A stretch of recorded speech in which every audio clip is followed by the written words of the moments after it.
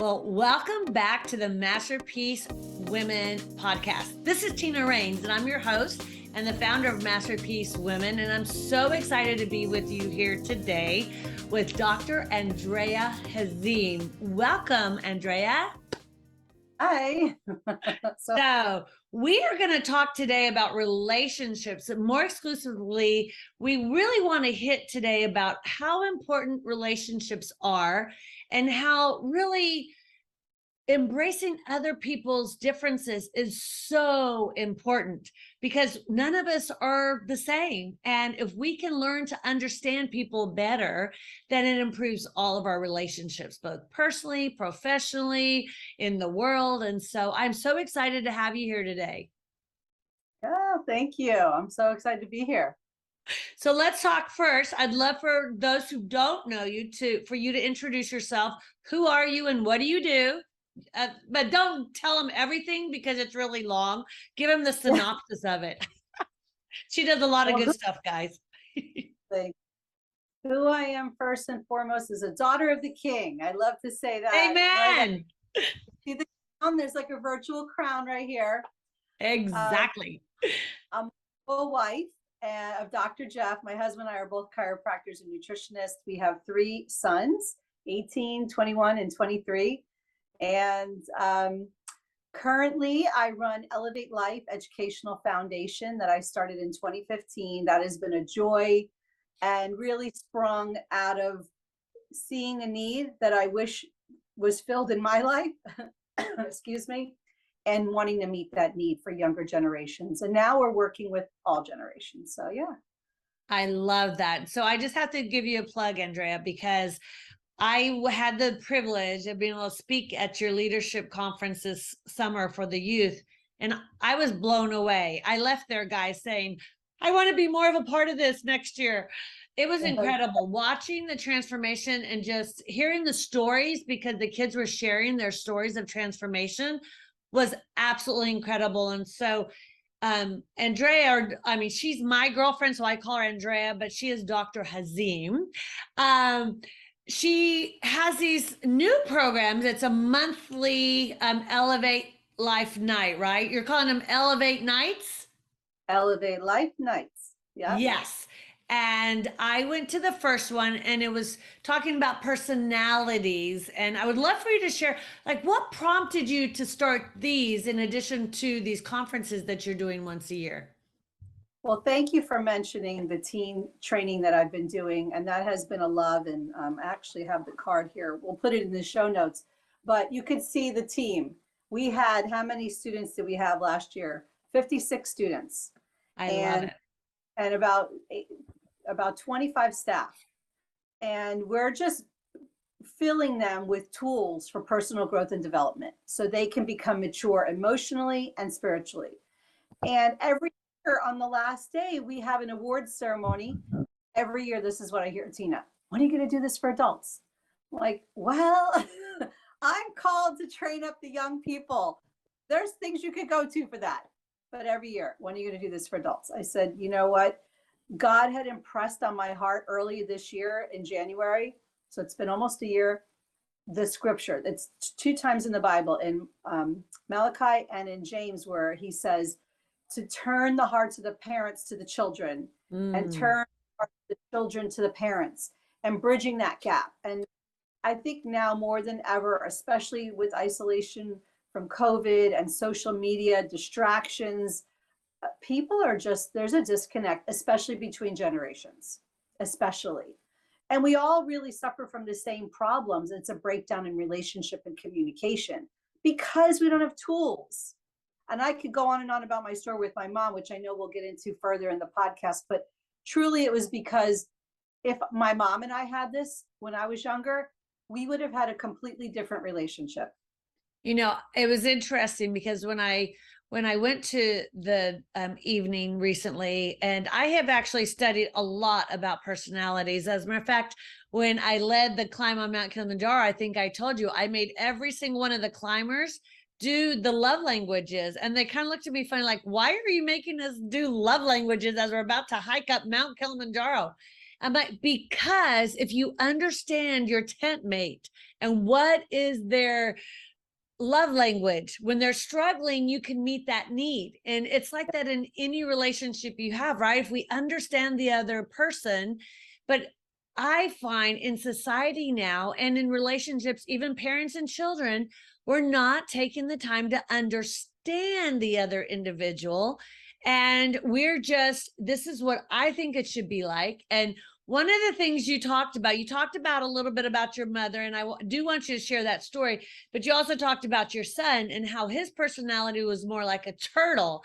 And I think I shared with you, I went to visit my grandchildren and I adore being Mimi. Like, there's nothing makes me happier when they go Mimi, Mimi, Mimi. And my granddaughter was just playing and she wanted to put on her princess thing and we had to get going. I'm like, honey, chop, chop. And the kids are like, Mimi, what does chop, chop mean? I'm like, that means come on, come on, come on. And it was my personality. And instantly I thought about what you said. And I always thought I appreciated my grandchildren anyway, because it's different with your grandchildren. You don't have as high of expectations. You kind of let them be a little bit more themselves than you do your own kids.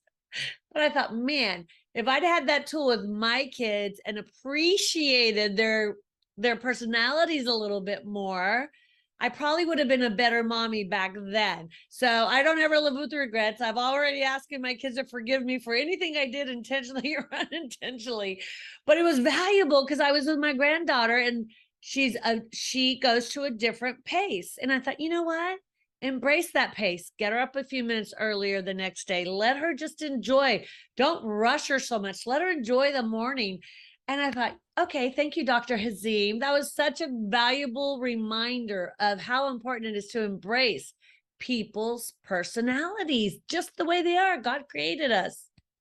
Yeah, a few things you said really like rang a little bell when you said that if people took the time, and time is one thing, but a tool's another.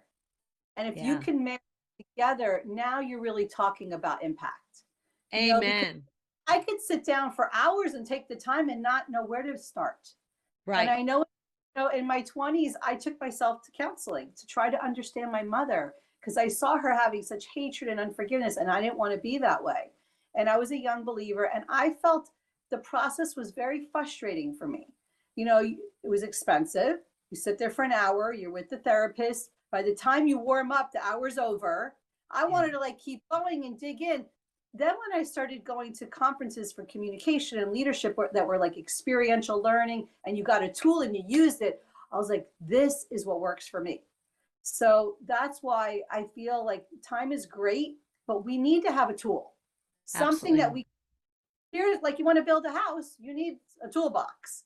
And when you were talking about personality and even the wisdom that you had to do the love languages, really what you were saying is you want people to know each other's DNA. Yep. And there's to our personality, to our communication style, to love languages, lots of parts of DNA. 100%. It all comes together. And if we take the time to understand the people and just appreciate the differences. And I find in my marital relationship and my children's relationship, if I will take the time to look at the individuals I'm in relationship with and just stop, take a moment and just appreciate them for their diversity, for their differences, then I appreciate the things that aren't the same as mine. And, even my husband, I do that with him now. If something, I might get frustrated, which none of us on this ever get frustrated with our spouses, right? Never. Never. But when I do, I try to remind myself with gratitude, gratitude, gratitude, because he is different. If I'm grateful for it, it changes my whole being. If I focus on what I'm not liking in that moment, forget it. I'll go on a bunny trail and just run and be frustrated, and it ruins my day. And so it's as valuable for them as it is for ourselves. Well, have you heard what you resist persists? Exactly. When you think about those things that we're in resistance to, it's a slippery slope into kind of revenge in a way. I was going to say, it goes into revenge. Yes. revenge. Another thing that you said earlier was about getting to know your grandchild and the speed. Well, another thing that you learn when you get some of these tools to learn people's DNA is it's speed is one thing. Then there's also, well, somebody may be a task-oriented person and someone else is a people person. Like for me, my son will stop anything for his best friend, to be there for the friend, to listen to the friend, where I'm more like task. And, so if I'm in the middle of something, let's say like I've had to learn how to be very intentional with this. Like, for example, my dad, he's a senior citizen. I have to cherish every moment I have with him, and he'll come walking in. Could be 10 a.m. It could be 5 p.m. No rhyme or reason, no call, I'm coming. He'll just come, which I've welcomed him to do that. But I may be in the middle of something and I'm like, and I hate that I feel that way, but I will intentionally say, walk away from your computer right now. Walk away, put your phone down right now. Go greet him, hug him, say, how is your day, Dad? You want a drink? Are you hungry? Whip out something for him to eat. We're Italian, it's always about food. And he just is so happy. It takes 10 minutes. He's like, well, I kissed you, I hugged you, I did what I had to do, gotta go. And that's it. He's out as quick as he was in. And why does it take, because I'm a task-oriented person, and understanding each other, we can make room for each other. Amen. We're not going chop, chop, hurry up, Dad. I got 10 minutes. I got to get back on there. Right. Exactly. I'm a little bit like you. I can feel your pain there a little bit, just a wee bit. But there's another tool I would love to share. And it's actually part of the Tall Trees, which I know you had the creator, Hetty. Wasn't she amazing? She is amazing. I love her. Those of you who didn't hear her podcast, definitely go back and watch it as well. Hetty's a dear friend of mine. We climbed Mount Kilimanjaro the first time together, and that's how we just became such great friends. And she's spoken over the years at many of my conferences, and she is a wealth of knowledge. Yeah. I met her, you, Tina, at the conference. It was amazing. And watching her tell about what personality type training did in her life with her daughter was watching my story with my son. And if my mom was alive, she would have said her story with me. One of the things you get in the report when you do the Tall Trees is this tool called the appreciation tree. It's so powerful. It's one of the things you heard me talk about at Relationships Matter Night. We go from judging, whether we want to admit it or not, to knowing, understanding, respecting, accepting, and then appreciating. There's worlds away from judging to appreciating and accepting. I'm going to read you some of the, just the tagline question. So there's a little chart. So in judging, what you're saying to somebody is, what's wrong with you? What's your problem? And do you often think about our tone? We may not even say what's wrong with you, but the way we ask a question, and I have caught myself say, oh my gosh, I'm so sorry. I didn't mean like that. But that was just kind of what I was thinking without saying it out loud. But the tone inferred it just like that. It was terrible. I just did that recently. I was like, body language too, Tina. Like rolling the eye. 100%. Whatever we do, right? And oh yeah, my mom used to want to smack me for rolling my eyes. So, and then you can go to knowing. So first I'm judging you. What is wrong with you? Then I could get a little bit more of emotional intelligence and say, all right, well, okay, so I know you're different than me. Get it. I get it. You're an apple. I'm a pear. We're different. I get it. I know that. I know it in my mind, but I'm nowhere near accepting or appreciating. The next is understanding. Oh, I understand why you're different. You have a different love language. You're a task, not person, all the things. You're starting to see their DNA. You're understanding them. So it doesn't mean you like it. Then you get to respect. Okay, you're allowed to be different. Okay, we live in this house. We share a house, maybe a bed, maybe it's your spouse, maybe it's in your case with my son. I get it. I'm going to respect you. You're allowed to be you. They still can get the body language and still feel that it's not your favorite flavor. They get it. Then you get to accepting. Your uniqueness is valuable. wow, it's like, remember when you were little and you would get the crayon box, like the 64, and it had the sharpener in the back, and it was like, oh my gosh, wow, I got this new thing of crayons. It was amazing. And I just It loved was. doing that. Were you like me? Like I would put all the pink cues together, I put all the blue, I would color code them. Did you do No. that? No. The one thing that you may not realize about me is I'm a go-getter, I'm a driver, but I am not an organizer. I mean, it takes a lot for me to stay organized. Anyone that knows me knows that. Organization, that's not me. Yeah. The world, all trees. Tina and I are both the palm tree, the life of the party, the fun, just out there, courageous. Don't think about things not working out, just go for it.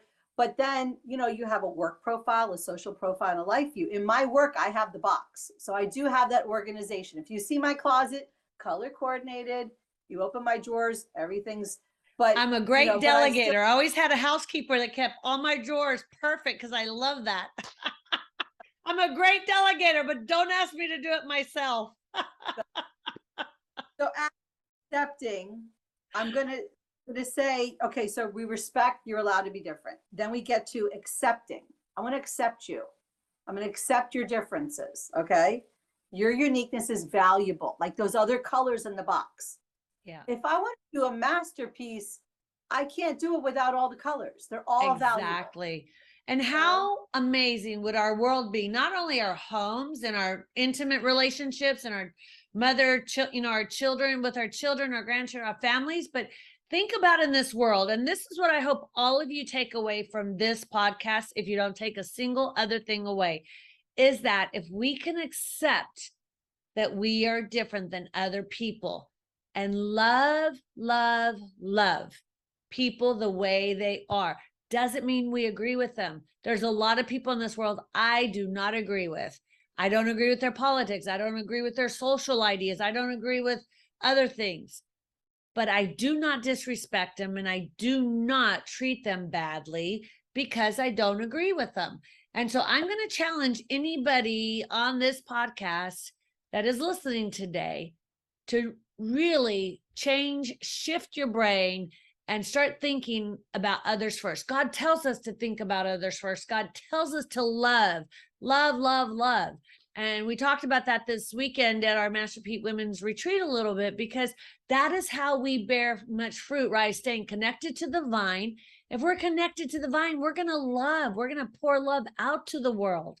And so when we are judgmental and we're ridiculing people and we're disagreeing with them about their political views publicly and trashing them because of it, I don't care what side you're on, it's not showing love. And so I know we're all up for re-election soon and different things like that. And I think we should all challenge ourselves to not be unloving. Now, I'm not saying that you don't represent your beliefs very strongly, but don't be mean and ugly and disrespectful. That's my 2 cents. That distinction, because sometimes in certain audiences, when I say acceptance, they're like, okay, what side is she on? I'm like, this is not political. We're not exactly talking about some political movement of this, that, or the other. Like, this is talking about the appreciation tree. Okay. And we're not even done. So the last one, after accepting, you go to appreciating. When you appreciate, you say this: your uniqueness compliments me. I need you because you're different. And in the case of my son, so I'll tell you a little bit about my story with my son. I ended up having to homeschool him going into the 4th grade because at the private school he was at, they didn't like that he was on terminal speed. They thought he needed to fail the grade, and put all these learning labels on him. Like, for example, they would do these 100 math facts and then flip the paper over in 60 seconds, Yeah. Remember when they're doing all their math facts? I had the same issue with my son, and they thought he had a learning disability, and they tested him, and he was like the top 1% and 2% of the nation, but they were going to label him. But anyway, yes, so I get it. Exactly. But he did do everything very slow. So the teacher finally did accommodations where she flipped the paper in half and only gave him 50 problems, because when she went over and saying, oh, look, he's failing, I said, okay, I see that he got a 49. That's an F. But how many did he get right out of the 49? Oh, all of them. Well, a 49 out of 49 is an A. So just because he didn't have the speed to do 100, that's why these SATs and these kinds of standardized tests, what are they testing? Speed? Or are they testing like true competency? Anyway, so that's kind of where we were at. And I brought him home and homeschooled him. And out of sheer obedience to the Lord, I heard his voice so clearly say, you're going to rescue your son, and you're not going to put him in this system that's going to fail him and make him have all these labels and him hate himself and think he's stupid. And you know how all those lies we believe about ourselves at those ages. So I brought him home. Oh, it was so hard. It was like paint dry. Just sitting there looking at something that would have taken me 10 minutes. It took him 3 days. I'm not lying. 15 math problems, 3 days. I had so many fears come up in me. We had to get a family therapist to help me navigate, because my body language, everything about me was telling him, you're a loser. And he would have been better off in school than being around me, a homeschool mom who's like, chop, chop, like you said, or I just do that. Like what's happening here? Like, ew. And then I had to have an encounter with God, literally like a major spanking from God, about the story of the tortoise and the hare.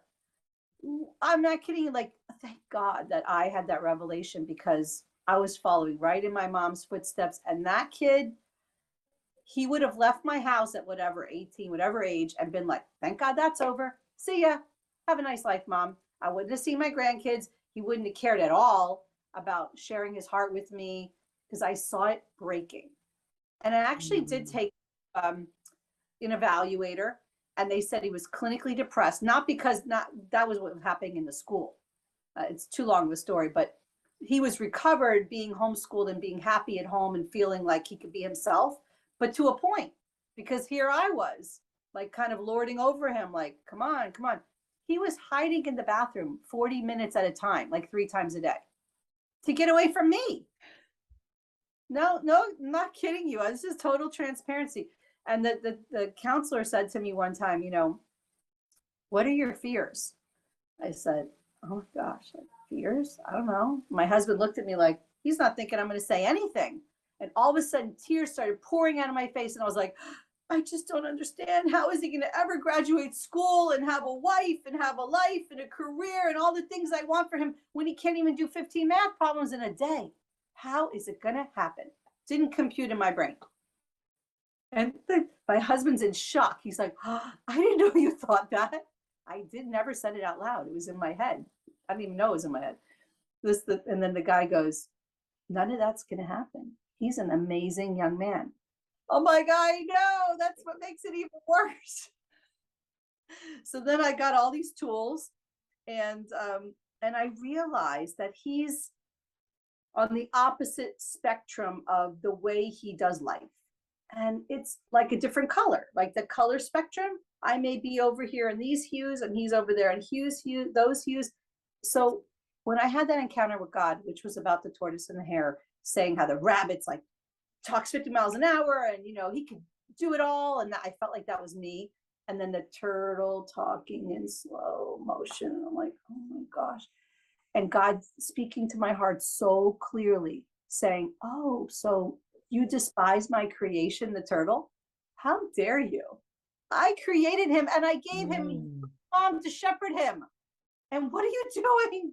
I was like, oh, I'm such a loser, Mom. This is terrible. And then the punchline, who won the race anyway? Why do you think rabbits are so great? The turtle won. Slow and steady won. I went home and scooped him up in my arms and apologized to him. And now we speak at events. Tina, you saw, he gets up and side by side talk about how I repented. I said I was ignorant. A lot of parents can't say that. Yeah. And I think that's so valuable. That point that you bring up, Andrea, is that it is so powerful when we are humble and we are transparent, even with our kids, that humility of us just asking for forgiveness. So often in relationships, that pride sets in, and even the pride, the fear of failing sets in, and we don't stop. And so having that intimate relationship with God where we're hearing him, where he can give these, revealing words to us, it's so important, because if you can't hear that and you don't have that relationship with him, then you could have missed out on this incredible relationship that you have with him, but also the growth that you've now had, that you're now able to impart, and all these tools that you learned for your family, but now you've taken it to the next level where you're an educator in that same process, and you're changing lives left and right, both younger generations so they don't ever have to walk through it, and then helping to heal the ones that have already walked through it, because let's face it, all of us as parents have failed at some place or another. And if we can learn the tools, no matter what age, we can repair some of the damage that we created, whether it's intentional or unintentional. We all create damage with our children because we're not perfect, and it's okay. But that humility of coming back and saying, I am so sorry, please forgive me, is so powerful for you, but also for them. Oh yeah. It gives them a voice. It And that's does.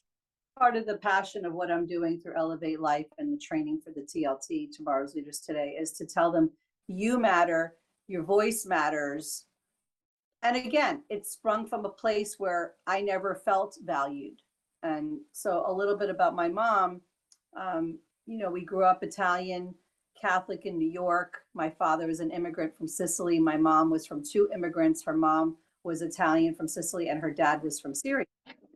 And grew up in the 50s, like the sock hops and all that, cute era, beautiful era, but no tools at all. And they didn't have the Lord, and a horrible divorce, a lot of resentment, hatred, unforgiveness, bitterness.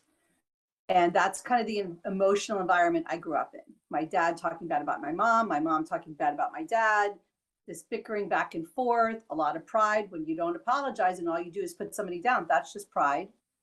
And then my dad got married 3 more times. And I really started to not respect authority and wisdom from authority, which is terrible, right? How do you have a good when you don't look to people that are older to get wisdom from them? But right. The two people in my life, my grandparents, they were great. My aunt, uncle, they were great. But the immediate parents, I looked at my dad, I'm like, don't ever try to give me relationship advice. You're on your 4th marriage.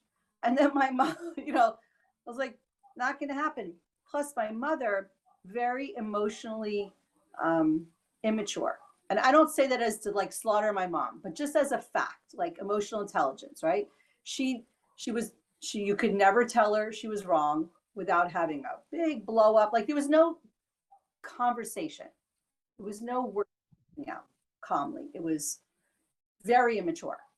And on the more mature I got, the worse it got, because she would say, you think you're my mother.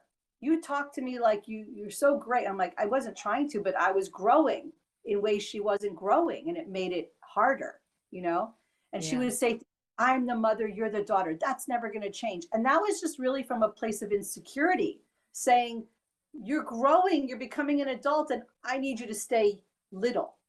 And the therapist at the time told me they call that emotional enmeshment, when an adult in your life, particularly your parent, will not allow you to think your own thoughts or have your own emotions. So if I didn't hate my dad like my mother hated my dad, life didn't go well. And she wanted me to mirror her all along the way. Well, at some point, you're a teenager, you're growing, you're becoming your own person. That's when I had to leave home. And she would just say very mean things. And it was all, now looking back, of course, I forgive her. She passed away in 2012. But it was sad. It was sad that she had to pass away. And honestly, I could tell you, and she even said it herself, she passed away from hatred and unforgiveness and bitterness. She got her. And before she died, she said all the wasted years. And she actually asked my father to forgive her, which our whole life, all she did was hate him and slaughter him verbally, and expected him to show up one day and say, I'm so sorry. And she's asking him to forgive her. Yeah. Isn't that So, beautiful picture, right, of redemption? And the reality is so many families are divorced now.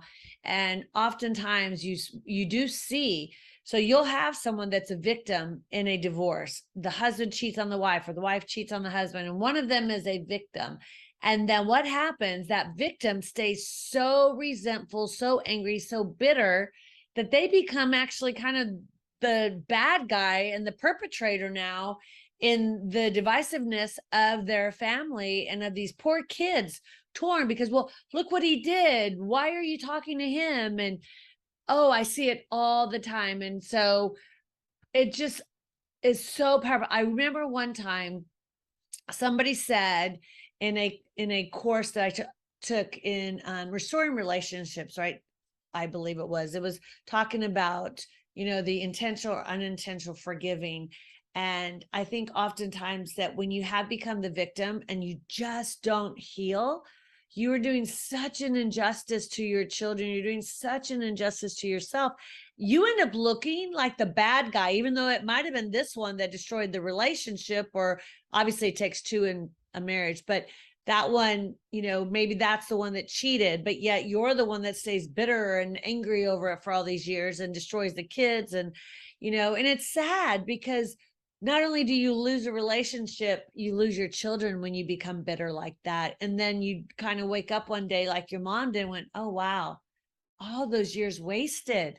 They could have been so yeah. different, And so if anyone's on this that's walking through a nasty divorce, I know we have a lot of women on these podcasts.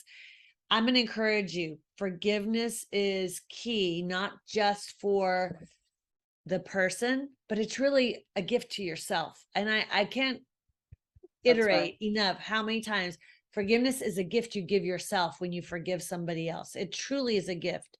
And God tells us to forgive as well, right? But also, it's just so freeing because when you are free of resentment, free of that, animosity towards somebody, you can breathe and you're at peace. You can't be creative when you have resentment. You can't be creative when you have resistance. You can't be creative when you want revenge.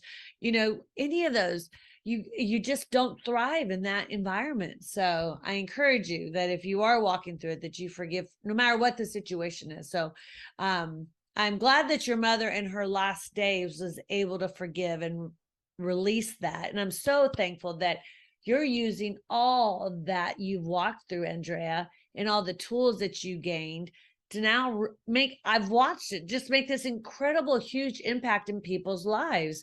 So I know we're almost out of time here. I would love for you just to share one last piece of advice to the callers, to the people watching these videos. What piece of advice would you give them as related to building healthy relationships? Greatest tool you have. Well, I can tell you, and it ties in with what we're doing on our next event, the Elevate Life Night coming up November 6th, called the Relationship DNA. One of the favorite tools my husband and I use when we're counseling, whether it's premarital or marriage or families, is something called the DNA of relationships, where you're literally exploring, like you have the person think of a scenario that put them in that resistance place. Think of that person, think of that time. What emotions come up? What feelings? Oh, I was angry. I was sad. I was lonely, whatever. Okay. Now let's talk about what comes beneath that, because truly there's trigger behaviors that when you're feeling that way, you may act a certain way. How do you act? Well, I withdraw. I escalate. I try harder. I exaggerate. I blame, right? All this list of different behaviors. So you check off the boxes. Then what is truly behind the behavior? There's a fear there. You're actually afraid of something. And what kind of core fears could they be? Oh, I have a fear of being rejected. I have a fear of being abandoned, disconnected, a failure, helpless, defective, inadequate, inferior. See, there's always a core. And as a chiropractic nutritionist, we would talk about symptoms and the cause. You can go to the drugstore and get a cough medicine. Stop the cough.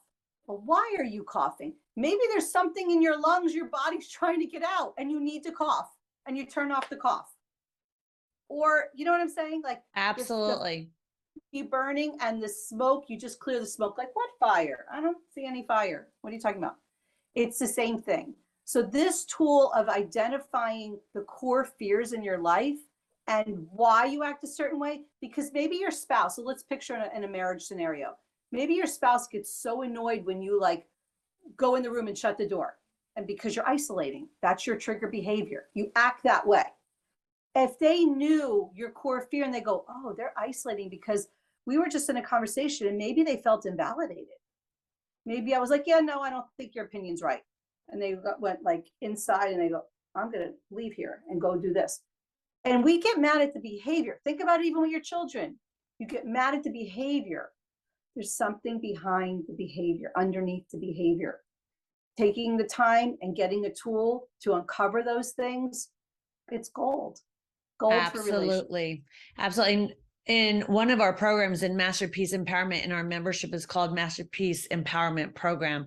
And it literally does fear and getting out of your comfort zone and relationships and just a ton of stuff like that as well. Just like different tools than you have. There's so many different tools, but ladies, if you're here in South Florida, I encourage you, come join Dr. Hazim on her next one. We'll have the links below.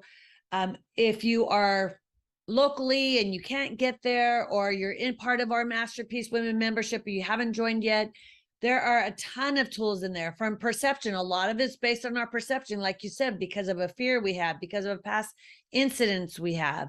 You know, there's so many tools in our membership as well that you can just overcome some of these things, because they are so powerful to hold you back from all that God has for you and wants to do with you if you don't get past these things. And so, and when you're in relationship with people, whether it's your family or others in your business or in the community, you want to have the right tools. So I'm going to encourage everybody on this podcast, get the tools you need to thrive and to build healthy, happy relationships. So thank you, Dr. Hazim, for being with us today. It's always a pleasure having you on the Masterpiece Women podcast.